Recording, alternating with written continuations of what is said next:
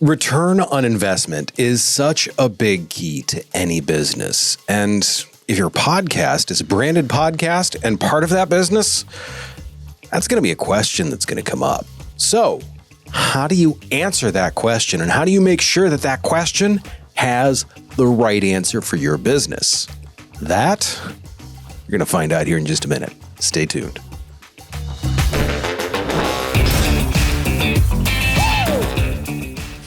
We are back in action after last week. I got to tell you, got away from me a little bit.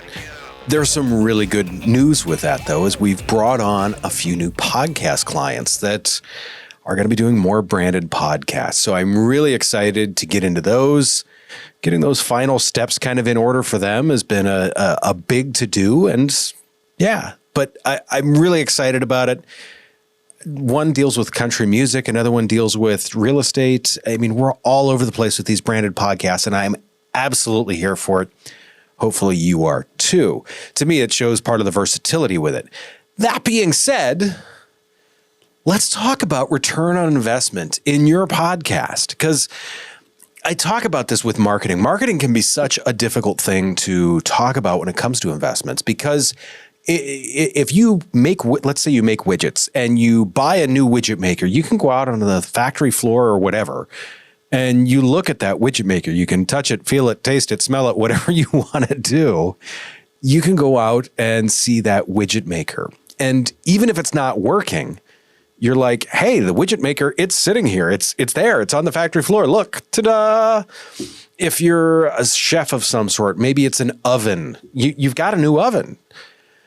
The problem is you have to do the marketing in order to need the capacity to use that oven. And in many cases, I know a lot of business owners feel like, hey, I just wrote a check for ether. I mean, I wrote a check for nothing. What is this doing? What's so tough is to say in a business, you look at like the widget maker or the oven and say, look, I can put something in that and it's going to give me something directly back. And you can quantify that. It's a little tougher to quantify things in marketing. Or is it? That's what I kind of want to try and dispel here in this podcast. Figuring out the return on investment for your branded podcast. It doesn't need to be a mystery. It doesn't need to be these, is it working or is it not? You can't answer a math problem with yes or no. There should be numbers to this. And that's some of the things that we're going to talk about. The first thing that I want to talk about in the key of making sure that you're going to get the return on investment that you've put out there, start with strategic goals. I mean, it's pretty obvious when you buy the widget maker or the oven, your goal is to make more widgets or to bake more whatevers. That's obvious. That's the goal. With marketing, people are just like more business. It doesn't work that way. You can't just say more business. If you could, I would just start dumping money into that machine because you know it's basically a money printing machine. The more money you dump in, the more money it's going to print for you, right? Doesn't quite work that way. We need to figure out what our strategic goals are in the marketing that we're doing. If you say, look, we want to drive traffic to our website, we want to drive more email subscriptions, we want to drive people to a specific sale or a specific item, those are all great goals to have. And those are strategic goals that you can accomplish. Once again, it puts a number at the end of something. It puts something attainable at the end of something rather than just the mystical, magical, wave your wand, more business thing, which we know you have to be specific. I've talked about this in so many other podcasts that we talk about. Being specific about what you're talking about where your niche is, where your business fits is huge.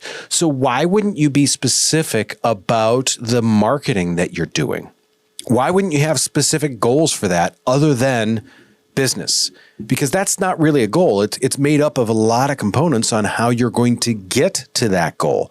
Those are the things that we need to achieve. So the thing that too many people focus on when it comes to that is they look at vanity metrics. And God, vanity metrics drive me absolutely nuts. People are like, yeah, I got 1,000 views on that. Great. Who cares? I have never walked into the bank and said, hey, I've got 1,000 views. Can I deposit those today? No, it doesn't work that way.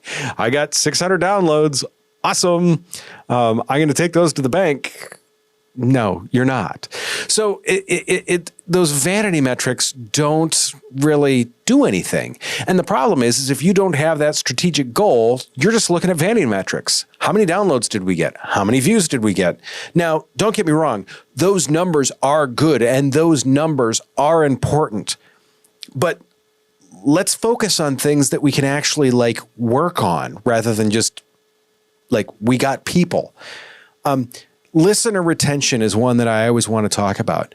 When do people start to dip away out of your podcast or out of your branded content, whatever that is? If you're doing it in Reels, you can go in and look and say, okay, when did people finally start to swipe out of that? How long did they wait to do that? Same thing in YouTube, same thing in podcasts. You can go in. Granted, you are going to see there's going to be the start and then there's going to be a heavy dip. A lot of people are, first off, leaving right off the bat. I get it. They need to see the first couple of seconds before they realize, is this for me or not? It's going to happen. That is why a great hook is such a big key. But you're going to see a pretty steep drop off, but then that line should have this nice just taper down. It should be this smooth line that goes down and gradually kind of down and to the right, so to say. I mean, we talk about stock market, it should just go up and to the right. This is going to go down and to the right because people are going to taper off. It's just a natural thing. I've made it through YouTube videos where I get 3/4 of the way through, phone rings, dinner's ready, whatever. Something's going to distract people as they go along through it. So you're going to have this natural attrition. That's fine. What you don't want to see is you don't want to see another drop off. An example I'll give of listener retention with this. I worked with a podcaster who had a great podcast. He spoke about some really good HR topics. As he went on, he would also bring in an interview. What he noticed is he's like, yeah, he goes, man, he goes at the 12-minute mark all the time. He goes between 12 to 15 minutes. He goes, it seems like people just drop out of my podcast. And I went back and I listened, and between 12 and 15 minutes is when he started his interview. And I'm like, well, people don't like the interviews. Just do your normal stuff and drop the interviews. So it will show you what people do and don't like. If you see a steep drop off in your episode, go look at that point where there was the drop off. What happened there? What did you change? What did you do differently that caused people to be like, I'm out of here? Something else that you want to look at is you can use tools to figure out website click-throughs. If you're talking about a specific product, have that in the show notes, have that in the description, have that on your Instagram page, whatever it is. See how many times that gets clicked through. That's going to tell you if that's effective. If you get 100 people clicking through on that, boy, that could be a great number for you. If you get one person clicking through, that still could be a good number for you, depending on what your goals are. If you get 0 people clicking through, then you have to go back and say, okay, did we do this effectively? That is how you're going to look at that return on investment. The other thing that I'm going to talk about too is social shares. If you can find a way to get your audience to share your brand, holy cow, is that amazing. You're creating fans of your brand. And you don't need to just think like Nike. Obviously, Nike has these this brand following. Another one, Harley Davidson, John Deere. You see these people that are just love these brands. The podcast can help you to build that brand for you, that people are going to be a fan of and that people are going to share with their friends. That to me is huge because once again, that's your word of mouth advertising. There's still no stronger recommendation than a recommendation of a friend to go look at something. If you set things up and you're looking for those social shares, that's a great thing. That getting those is a great thing. Now, once again, I want to go back to the first step. You have to start with strategic goals.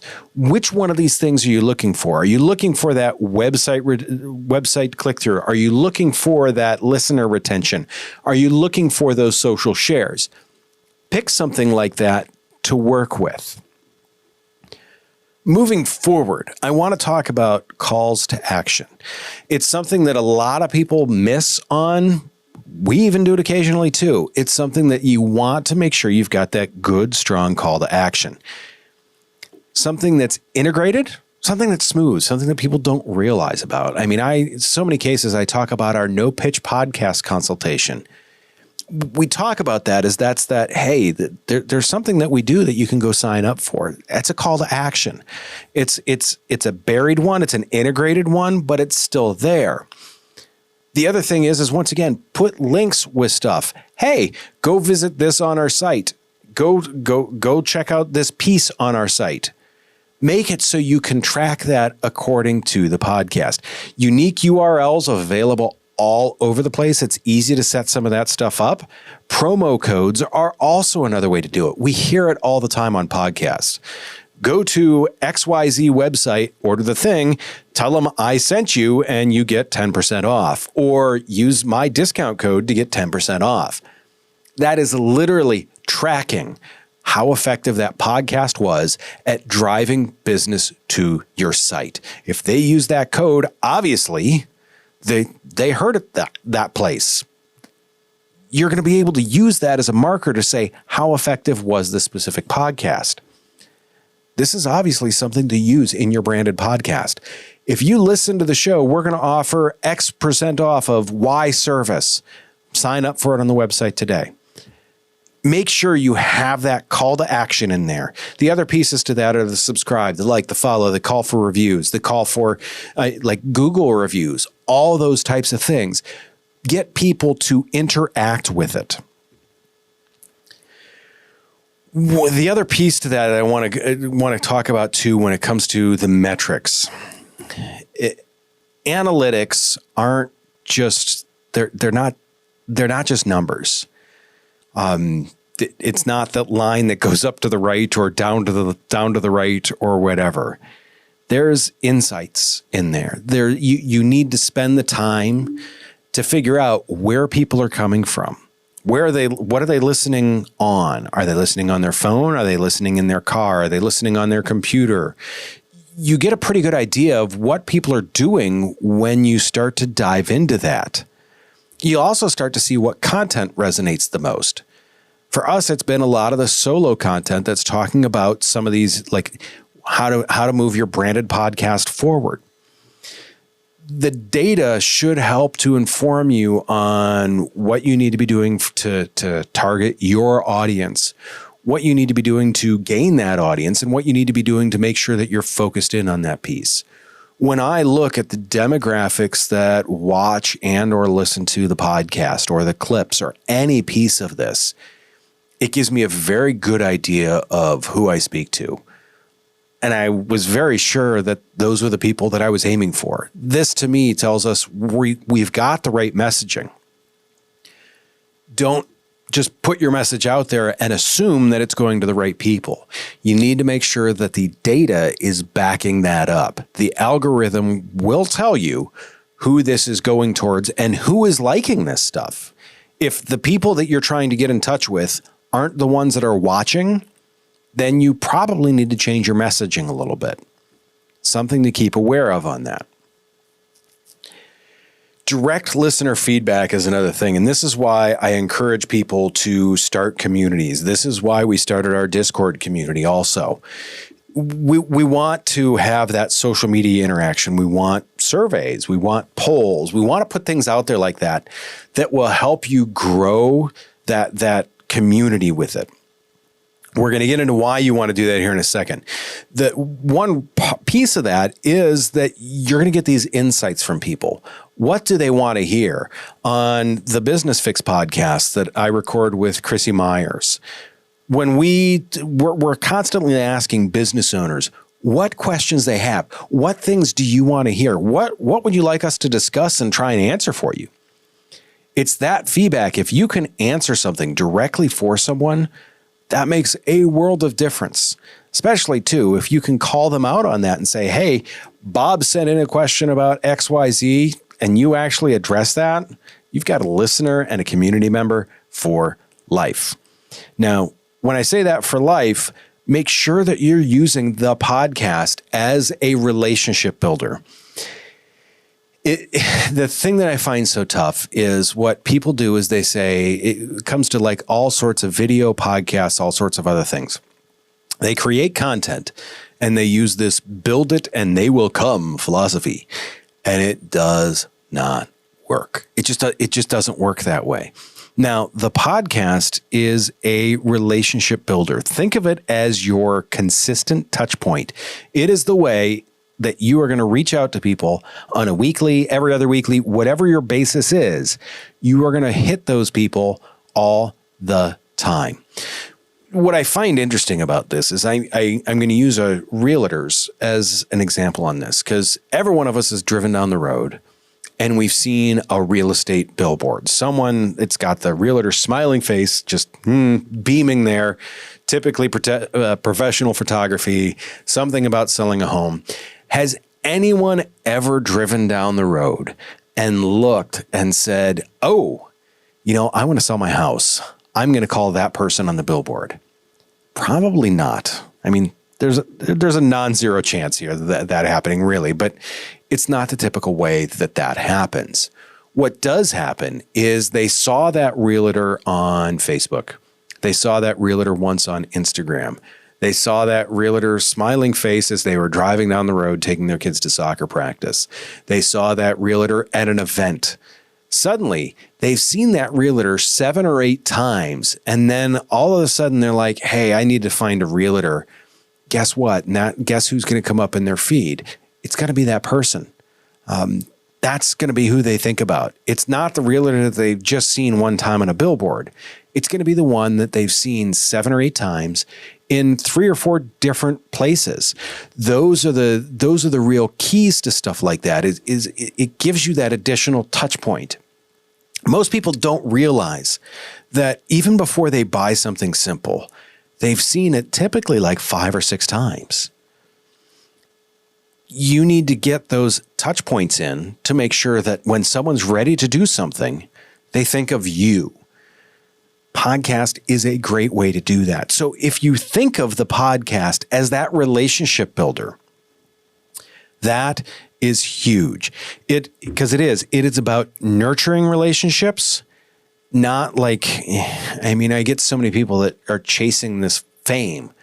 They want to be viral. They want to be the next, they want to be the next Peter McKinnon. They want to be the next Gary Vee. They want to be the next, any one of these big, like YouTube, Mr. Beast, they're like, I'm going to go viral. No, you're not. You need to be consistent and you need to consistently reach out to your people. The odds of you going viral are very similar to the odds of you winning the lottery. So I want you to really look at this as consistent quality over like viral potential, because that's what you're going for, is you're going for those touch points to make sure that your customers have seen you enough times that they're like, oh yeah. And they may see you 7 times. They're like, I think I saw someone once. And that is when they're going to be picking up the phone to go to your website, call you, text you, whatever it is, however they need to get a hold of you to order something, to do something, to feel comfortable with you. That is huge. The other piece to that is we've talked about know, like, and trust before. You are building that. So is that something that's a tangible piece of the ROI that fits in? I say it's tougher to justify, but would you be worse off without it? I definitely think you would. The other piece that I want in that building community type of thing is we talked about that sense of community. If you can get people talking about you, other people are going to listen to that. Once again, word of mouth is huge. If I can get someone to recommend me to someone else, there's nothing bigger than that. If a friend says, hey, I tried this, or I watched this, you should watch it. Guess what? I'm probably going to watch it, because in most cases, those people they've already filtered through all the bad stuff. They're not going to be like, hey, this sucks, you should watch it. They've thought it's good enough to recommend to you. We talk all the time about the amplification of your podcast, of how it's versatile enough that it can be used in so many different ways. We help so many different companies with cutting these up into snippets that are intentional about just putting out your message. So whether it go to Instagram, whether it go to Facebook, TikTok, Snapchat, all these social channels we can cut your podcast up into and create this constant contact that you're going to be reaching out to people with. Once again, we talked about touchpoints. If you release something every day, that doesn't mean everyone's going to see everything that you say every day. What it is going to do is it is going to put you out in front of people enough that it is going to raise your status in their pecking order. So when it comes time for them to do the thing, when it comes time to place the order, pick up the phone, whatever it is, they've seen you enough times that they are now comfortable with you. The other piece to that is we often use podcast subjects to help you build that email or to help you build that blog post, to create that other content that's going to support you. The website SEO, the email, like I said, as that comes out, email lists are becoming more and more valuable again. The fact that you can build consistent content to go out into an email for people and be useful to them, not just this loud bullhorn of selling, information that they can actually use and apply in their daily lives, whether it be business or whatever, you're able to build some of that content and some of that material to really get that out there. The other thing that you can really look at with this is the true return on investment of a podcast is, to me, it's really realized over time. I tell so many clients when we start out, I get clients that are like, yeah, I want to do a podcast. And I'm like, okay, are you looking for like the next 2 months, or are you looking to do this over the next 2 to 3 years? And they're like, no, we just want to start and we want to get this going now, and we'll decide another month or two. I tell a lot of people, if you're going to do a podcast for a month or two, I mean, you can build some promotional material out of it. Great. Podcasting is not this fast, like we're throwing a match on this fire and it's going to light up. That is not how podcasting works. Podcasting is a slow burn, and it's very much that supporting material. I want to take a step back now after we've talked about that long-term brand equity, because I mean that's really what you're building. Is you're building this content, this library of content that's built over time. Not you don't build a library and fill it with a book in 20 minutes. You put a book in and a book in and a book in and a book in and a book in, and eventually you have your library. To cover the return on investment with this, what I really want to bring this back to is the fact that there's a couple of ways that you can say, look, here's the direct correlation. Here is what our podcast helped support. Here is what this marketing effort did for us. There are some ways to get direct correlation off that, and those are huge. The things that I love about those is they tell you where you can apply more and where you should apply less. Awesome, wonderful, and great tools. What's tough is the ROI of this that isn't direct, that is tougher to justify. What I mean by that is the fact that they saw your podcast, and you know what? They also saw you on Instagram. They may have come in through Instagram, but they saw your podcast, and that's something that triggered them to do that. There's all sorts of pieces like that where you have to realize that marketing is not one thing where you just shove money out there and you start printing it. The money has to take a few different stops, a few different paths. But what I really want to talk about in this is if you are not seeing that boost in sales, if you are not seeing that boost in inquiries, mainly, if you're not seeing the boost in those strategic items that you set up to look at to begin with, then it's time to adjust your podcast strategy. If the oven that you bought to put in your restaurant or the widget maker you bought to put in there started stamping out the wrong widgets or just started burning the tar out of your pizza, you're going to look to fix those items, right? You're not just going to keep saying, it's fine, just dump money into it. No. So that is what so many people do, unfortunately, is they let the marketing go. When it's not effective, they're like, we're just going to stop it. Don't do that. Make sure that you look at it, you analyze, you pivot a little bit and go from there. You never know who is watching and who is going to see your materials that's going to say, yep, I'm going to click on that link, or I'm going to pick up the phone, or I'm going to stop in.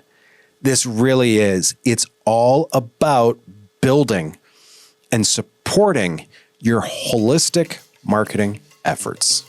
That is where the return on investment is. And when you look at your bottom line, that is where you're really going to see it. With that being said, we've got an interesting news story about how YouTube, I know it's become one of the top podcast platforms now, but they are doing something on the video side that is very, very cool. Stay tuned. We'll be back.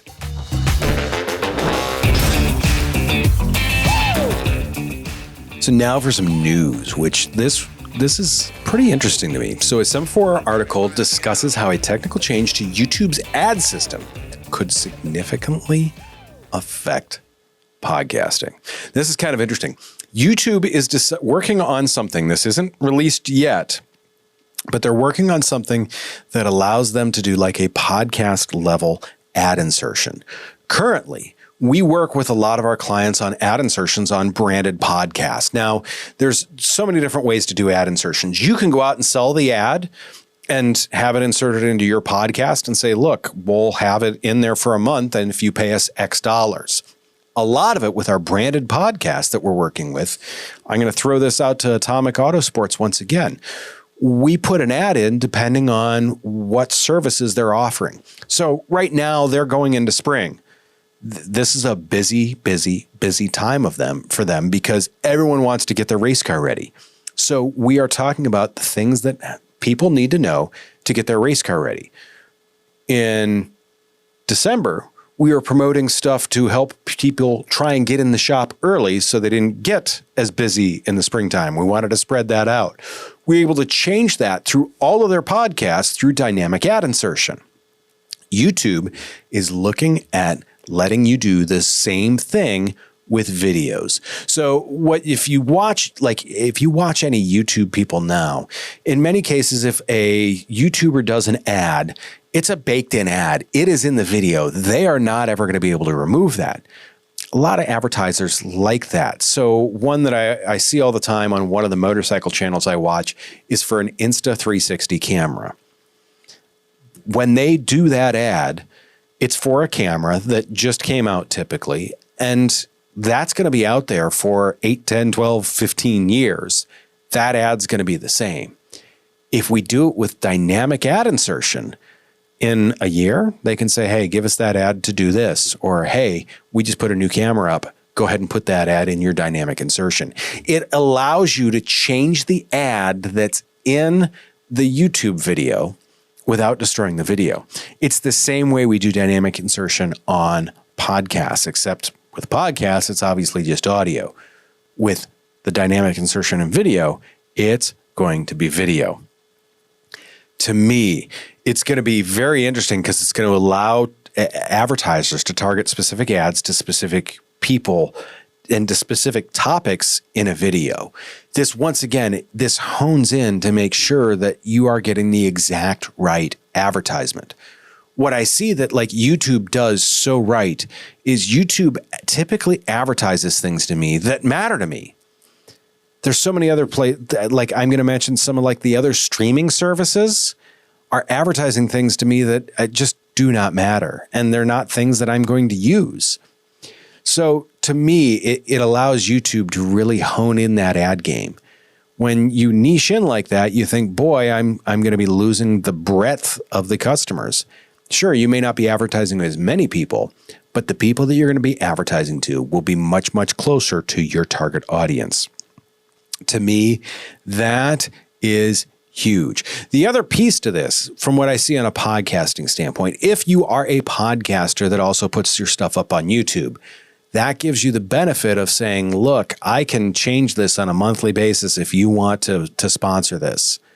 That, to me, raises that level and allows you to charge a little bit more because you know that you can change an entire swath of videos with an ad rather than just the one video that you're doing.